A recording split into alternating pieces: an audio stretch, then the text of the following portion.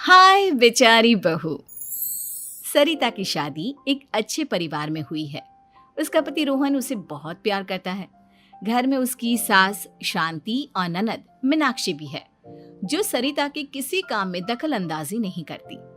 लेकिन फिर भी सरिता को ऐसा लगता है कि दुनिया की सबसे ज्यादा बेचारी बहू वही है और सबसे ज्यादा अत्याचार उसी पर हो रहा है। माँ जी, ये लीजिए आपकी चाय। अरे बहू, तूने इतनी ज्यादा चीनी क्यों डाल दी चाय में?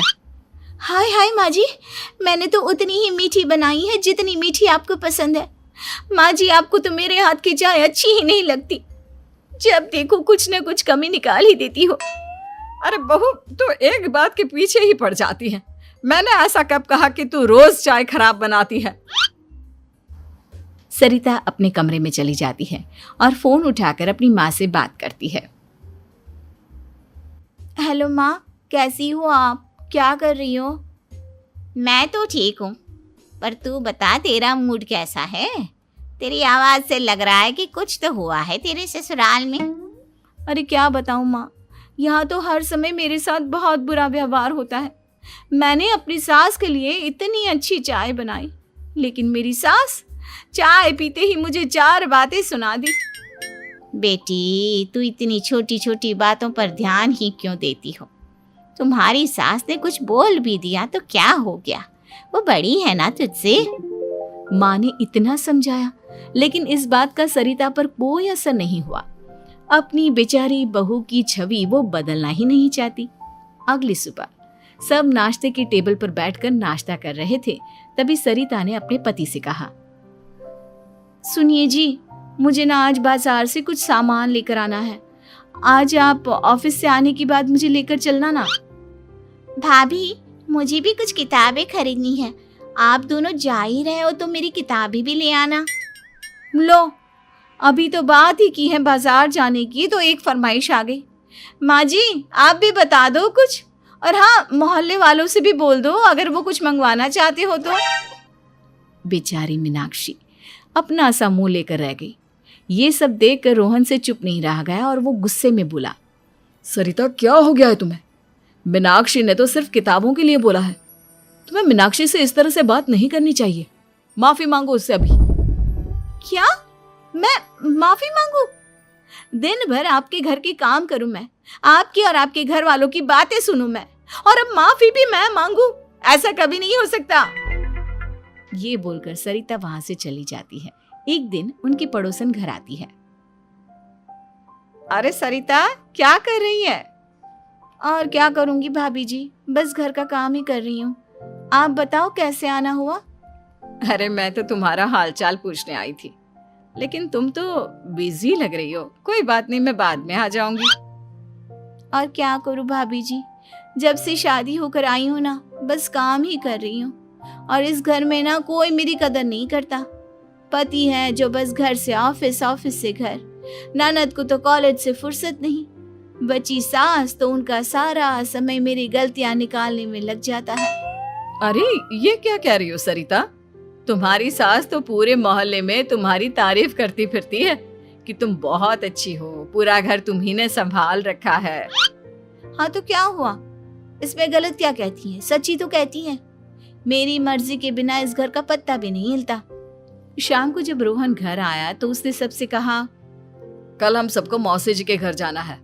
उनकी बेटी की शादी है। सब अपनी अपनी पैकिंग कर लो, सुबह होते ही निकल जाएंगे। और सरिता, तुम कान खोलकर सुन लो, वहां जाकर किसी की बुराई भलाई शुरू मत कर देना, नहीं तो मुझसे बुरा कोई नहीं होगा। हाय हाय जी, आप तो ऐसे कह रहे हो जैसे मैं सुबह शाम सबकी बुराई करती फिरती हूँ। आज तक कोई कह नहीं सकता कि मैंने किसी की पीठ पीछे किसी के बारे में कोई बुरी बात बोली हो तो। अरे बस बहू, बात को और ज्यादा आगे मत बढ़ा। हमें सब पता है तू हमारे साथ क्या व्यवहार करती है। ये बात घर तक रखना, शादी में किसी को कुछ मत बोलना, नहीं तो सब कहेंगे कि शांति की बहू कितना बोलती है। हाँ हाँ, सब कुछ तो मैं ही बोलती हूँ ना। आप लोग तो हर समय फूलों की बारिश करते रहते हो मेरे ऊपर। सारी गलती मेरी है जो मैं इस घर में आई। सबका कितना ध्यान रखती हूँ, लेकिन फिर भी मेरी तो आप लोगों की नजर में कोई कदर ही नहीं है। अगली सुबह सब लोग मौसी जी के घर पर चले जाते हैं। वहां पर शादी का माहौल होता है, सब जगह चहल पहल होती है, बहुत सारे मेहमान आए हैं। सरिता को वहां बहुत अच्छा लग रहा है। वो अपने मन में सोचती है, यहाँ कितना अच्छा लग रहा है, कितनी रौनक है। मैं यहाँ किसी से ज्यादा बात नहीं करूंगी। अगर मेरे मुंह से कुछ ऐसा वैसा निकल गया तो रोहन जी तो मुझसे गुस्सा हो जाएंगी। सरिता ये सब सोच ही रही थी कि वहां रोहन की कजिन साक्षी आ गई और सरिता से बोली, आप सरिता भाभी हो ना? जितना आपके बारे में सुना था आप तो उससे भी ज्यादा सुंदर हो। हाँ वो तो है, मेरी सुंदरता की तारीफ सब करते हैं। मेरे मायके में तो सब यही बोलते हैं कि रोहन जी की किस्मत बहुत अच्छी है जिन्हें मैं मिली। लेकिन आप कौन है? मैंने आपको पहचाना नहीं। मैं रोहन भैया की कजिन हूँ। आपकी शादी पर नहीं आ पाई थी ना, इसलिए आप मुझसे मिली नहीं कभी। शांति मौसी और मीनाक्षी आपकी बहुत तारीफ करते हैं। क्या कहा तुमने? मेरी तारीफ? कभी नहीं। मेरे ससुराल वाले कभी मेरी तारीफ कर ही नहीं सकते। मैं इतनी अच्छी हूँ, मेहनती हूँ, लेकिन उन्हें तो मेरी कदर ही नहीं। सारा दिन घर का काम करती हूँ, फिर भी मेरी सास ना मुझे सुनाती रहती है और पति भी मेरी सास की साइड लेते हैं। ना कभी बाहर ले जाते हैं ना कहीं घुमाने। अगर घुमाने के लिए कभी बोल भी देना तो उनकी बहन बीच में आ जाती है। मैं कैसे रह रही हूँ उस घर में ये मैं ही जानती हूँ। सरिता की ये बातें सुनकर साक्षी को बड़ी हैरानी हुई। अब वो हर किसी के सामने अपनी बढ़ाई और ससुराल वालों की बुराई करने लगी। रोहन और शांति को सरिता पर बहुत गुस्सा आया, लेकिन वो चुप रहे। अगले दिन जब वो अपने घर पर आए, सरिता, तुमने क्यों सबके सामने मेरी इज्जत का तमाशा बनाया? तुमसे बोला था ना कि चुप रहना। अजी ऐसा भी क्या कह दिया मैंने जो इतना भड़क रहे हो? तुम जहां जाती हो अपना रोना शुरू कर देती हो, कभी किसी दूसरे की बात ही नहीं सुनती, बस अपनी कहती रहती हो। तुमने सबके सामने हमारा तमाशा बनाकर रख दिया है। हे भगवान, मुझे अपने पास बुला ले। जिस घर में मेरी कदर ही नहीं उस घर में मेरा क्या काम? अरे क्या करूंगी मैं यहाँ रहकर? जो भी आता है मुझे सुनाकर चला जाता है। मैं तो किसी से कुछ नहीं कहती। सीधी सादी बहू मिल गई है ना सबको, तो जो जी में आए वो करो। सरिता ने अपने आगे किसी को कुछ बोलने ही नहीं दिया और उस दिन भी उसने सबके सामने खुद को बेचारी बना ही दिया।